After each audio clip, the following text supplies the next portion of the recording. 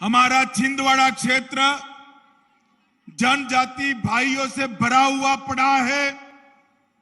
पिछड़े समाज के भाइयों बहनों से भरा हुआ है। ये छिंदवाड़ा क्षेत्र में मैं जब आया हूं तब मैं कहना चाहता हूं, केवल और केवल भारतीय जनता पार्टी ही है जिसने आदिवासियों और पिछड़ा समाज के लोगों के सम्मान की चिंता की। तो केंद्रीय गृह मंत्री अमित शाह के ओंकार है मध्य प्रदेश के छिंदवाड़ा में। जी हां, कांग्रेस के दिग्गज नेता कमलनाथ के गढ़ कहे जाने वाले छिंदवाड़ा में आखिर क्या ये कमलनाथ के गढ़ को ध्वस्त करने की कोई योजना है जिसके तहत अमित शाह आए थे? योजना तो है, लेकिन वो योजना कितने चरण की है? इस योजना में किसकी क्या भूमिका है और क्यों जरूरी है भारतीय जनता पार्टी के लिए कमलनाथ के गढ़ यानी छिंदवाड़ा को ध्वस्त करना? इसका हम सियासी विश्लेषण करेंगे, लेकिन उससे पहले गुजारिश है आपसे, नहीं जुड़े हैं तो जुड़ जाइए। दिलापेटा को आप तत्काल सब्सक्राइब करें, लाइक करें, शेयर करें। फेसबुक पर है, हमें फॉलो करें और बेल आइकन को प्रेस करना बिल्कुल न भूलें ताकि इस तरह का सियासी विश्लेषण, पर्दे के पीछे की कहानी हम लेकर आपके पास पहुंचे तो आपको उसकी सूचना पहुंच जाए। तो अमित शाह पहुंचे थे महाविजय उद्घोष रैली करने। नाम सोचिए जरा, महाविजय उद्घोष रैली, वो भी वहां जहां से बीजेपी के जीतने के लाले पड़े, जहां से कांग्रेस के दिग्गज नेता 9 बार सांसद रहे और अब उनका बेटा सांसद है, जहां से नरेंद्र मोदी की प्रचंड लहर जो पूरे देश में थी 2014 और 2019, वहां पर भी बीजेपी अपनी जीत दर्ज नहीं कर पाई। तो ऐसे कांग्रेस के और खास तौर पर कमलनाथ के अभेद्य किले को जीतने का बीजेपी का प्लान क्या है? उसी की रणनीति के तहत अमित शाह पहुंचते हैं छिंदवाड़ा और छिंदवाड़ा में वो गरजते हैं। किन किन बिंदुओं पर उन्होंने क्या कहा पहले सुनते हैं, बाद में आपको बताऊंगा कि उनके भाषण में ये क्या था और इसकी शुरुआत कहां से हो गई है। एक और केंद्रीय मंत्री हैं जिन्हें इसकी पृष्ठभूमि तैयार करने की पूरी जिम्मेदारी दी गई है। आइए पहले सुनते हैं अमित शाह ने क्या कुछ कहा कमलनाथ के छिंदवाड़ा में। मित्रों, मैं आज कमलनाथ जी को पूछना चाहता हूं, कमलनाथ जी, आपको एक मौका दे दिया था मध्य प्रदेश की जनता ने, आपने क्या किया इसका हिसाब किताब तो जरा छिंदवाड़ा वालों को लो। देना चाहिए या नहीं देना चाहिए भाई? जोर से बोलो, देना चाहिए या नहीं देना चाहिए?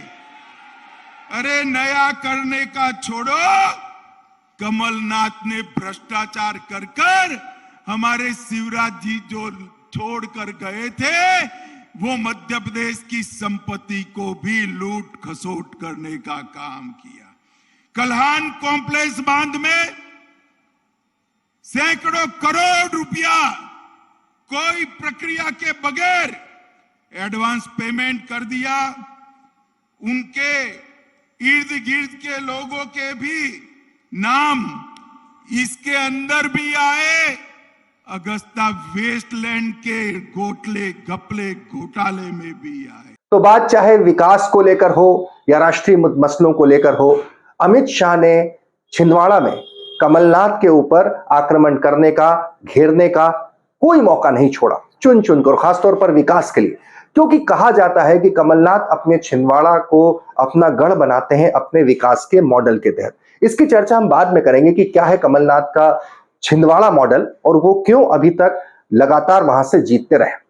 अभी हम बात कर रहे हैं कि भारतीय जनता पार्टी ने इस किले को ध्वस्त करने के लिए क्या रणनीति बनाई है। 3 मार्च को इस मसले पर पहुंचते हैं छिंदवाड़ा में केंद्रीय मंत्री गिरिराज सिंह। केंद्रीय मंत्री गिरिराज सिंह, जो कि अपने कट्टर हिंदुत्ववादी बयानों के लिए जाने जाते हैं, वो छिंदवाड़ा पहुंचते हैं, 3 दिन रुकते हैं और वहां पर उन्हें जिम्मेदारी दी जाती है खास तौर पर छिंदवाड़ा के लिए। वो जब वहां पहुंचते हैं तो वहां अपने बयानों के जरिए एक हिंदुत्ववादी माहौल बनाने की भी कोशिश करते हैं, तैयारी करते हैं। और ये जो जिम्मेदारी उन पर दी गई है ताकि एक माहौल बने कि ऐसा नहीं है, कमलनाथ को हराया जा सकता है। बात लोकसभा की भी है, विधानसभा की। लोकसभा के इसलिए क्योंकि केंद्रीय स्तर पर इस पूरे मसले पर लगभग 80 सीटों की जिम्मेदारी दी गई है अमित शाह और जेपी नड्डा को उन सीटों की जहां पर कभी भी एक आध बार भारतीय जनता पार्टी ने जीत दर्ज की और उसके बाद लंबे समय से जीत से महरूम रही है। यह तैयारी है 2024 के लोकसभा चुनाव की। इसी सिलसिले में मध्य प्रदेश में छिंदवाड़ा सीट आती है। ये मसला हो गया अगर हम बात करें लोकसभा चुनाव के मद्देनजर, और दूसरी तरफ विधानसभा चुनाव को लेकर भी, क्योंकि पिछले विधानसभा चुनाव में छिंदवाड़ा जिले की लोकसभा क्षेत्र की 7 विधानसभा सीटों पर कांग्रेस ने परचम लहराया था और कमलनाथ मुख्यमंत्री बने थे। इस बार वो मध्य प्रदेश में स्वाभाविक तौर पर कांग्रेस के मुख्यमंत्री पद के चेहरे हैं, उन्हीं के चेहरे पर चुनाव है और इसलिए उन्हें वहां जाकर घेरना मुख्यमंत्री शिवराज सिंह चौहान के लिए भी जरूरी है। इसीलिए तो अमित शाह की रैली के पहले जब तैयारियों का जायजा लेने पहुंचते हैं तो वो साफ कहते हैं कि कमलनाथ को यहां हराना कितना आवश्यक है। यह सुनिए। कमलनाथ सब हिल करेंगे और उसके बाद फिर चैन ले लेंगे। जब तक जीत नहीं जाएंगे तब तक चैन की सांस नहीं। इस बार महाविजय के अभियान का प्रारंभ छिंदवाड़ा की पवित्र धरती से होगा और छिंदवाड़ा का ये उद्घोष पूरे प्रदेश में जाएगा और कमलनाथ का राजनीतिक अस्तित्व समाप्त कर देगा। और इसलिए मुझे लगा कि मैं भी जाऊं। तो स्वाभाविक तौर पर भारतीय जनता पार्टी की पूरी तैयारी है कि कमलनाथ को उनके गढ़ यानी कि छिंदवाड़ा में पूरी तरीके से घेर लिया जाए।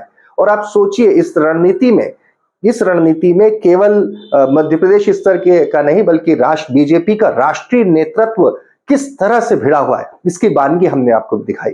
और इस योजना के ये कोई अंतिम चरण नहीं है। हमें जो जानकारी मिली है उसके मुताबिक आगामी विधानसभा तक, आगामी लोकसभा तक लगातार गिरिराज सिंह वहां आते रहेंगे, केंद्रीय नेतृत्व के मंत्री वहां आते रहेंगे और अमित शाह की ये जरूरी नहीं कि पहली, इसके बाद कई वहां पर रैलियां हो सकती हैं, ताकि पूरी कोशिश है कि इस किले को भेद दिया जाए, इस गढ़ को ध्वस्त कर दिया जाए। लेकिन क्या है आखिर कमलनाथ का ऐसा जादू कि भारतीय जनता पार्टी के केंद्रीय नेतृत्व को वहां पर इस कदर की मशक्कत करनी पड़ रही है? और क्या है वजह है इस जादू की कि तमाम लहर के बावजूद भी वो वहां पर टिके हुए हैं? वर्तमान में उनके बेटे सांसद नकुल नाथ हैं। इसका भी हम आपको बारीकी से विश्लेषण बताएंगे। इन तमाम खबरों के लिए और इस तरह के सियासी विश्लेषण के लिए आप जुड़े रहिए दिल अपेटा के साथ।